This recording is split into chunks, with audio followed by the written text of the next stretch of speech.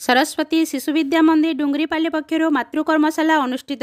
डुंगरीपाली सरस्वती शिशु विद्या मंदिर शिशुबाटिका विभाग पक्षर शिशुबाटिका मातृकर्मशाला अनुष्ठित होईछि। एथिरे अरुण उदय और प्रभात श्रेणीर माँ माने उपस्थित थिले। शारीरिक कालांश संगीत चौकी और जिलापी दौड़ कराइला। बौद्धिक मानसिक प्राणिक कालांश नहीं ज्योत्ना गुरुमा, गुरुबारी गुरुमा, ममता गुरुमा, राखी गुरुमा, कुंज गुरुजी, अनिरुद्ध गुरुजी, जदू गुरुजी, प्रधान आचार्य विभूतिभूषण पंडा महोदय दीप प्रज्वलन कर कार्यक्रम शुभारंभ करथिले। रामेश्वर गुरुजी धन्यवाद प्रदान करथिले। प्रथम श्रेणीर समस्त गुरुजी सहयोग करथिले। शिशुबाटिका प्रमुख श्रीजुक्त नारायण बारे गुरुजी समस्त व्यवस्था कर कार्यक्रम सफल करथिले और परिचय प्रदान करथिले। हाँ, मो ना हूँ विभूतिभूषण पंडा, प्रधान आचार्य सरस्वती शिशु विद्या मंदिर डुंगरीपाली।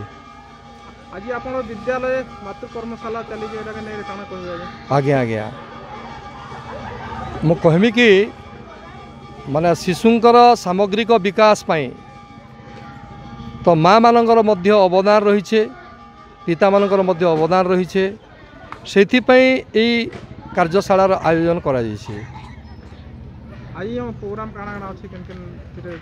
परवर्ती प्रोग्राम रही आमर अंक ज्ञान, भाषा ज्ञान एवं शारीरिक रही विषय माँ माने शिक्षा ग्रहण करेंगे।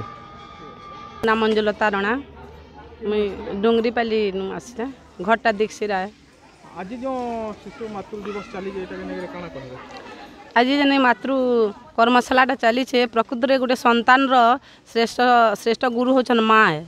माँ ठान सब शिक्षा ग्रहण कर गोटे शिशु प्रथम करी तेणुक सरस्वती शिशु विद्या मंदिर डुंगरीपाली अनुष्ठान द्वारा गोटे कार्यक्रम इटा करिछन मातृ कर्मशाला जेनथिरे कि माँ मानकर भूमिका श्रेष्ठ बोली भाविकरी माँ मान को पिला मान को संपूर्ण रूप से दिन सारा जेन शिक्षाटा दि जाइए सेटा माँ मान को डाकिकी क्या करी बोला माँ मैंने आम आसी ना पार्बार बाकी दिन आम एटेंड करना पार्बार से सब व्यवस्था के देखिकी समस्त माँ मान को डाकिकी गोटे मातृ कर्मशालार इटा आयोजन करिछन। आ सेनु माँ माने किभली भाव में छुआ मान को सुरक्षित भाव में सद्ज्ञान देकरी उत्तम संतान टे गढ़ी पारे से इटा प्रयास करी।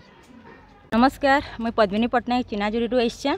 आज का सरस्वती शिशु विद्या मंदिर डुंगरीपाली ठारे मातृ कर्मशाला अनुष्ठित होईछि। एही कर्मशाला रे माँ माने बहुत मात्रा रे जोग देइछंती। एठी शिशुर विकास किभली हेबो आम शारीरिक मानसिक एवं भौतिक विकास पाई एटा आमे गुरुजी गुरुमा माने आज आमको शिक्षादान कराइबे।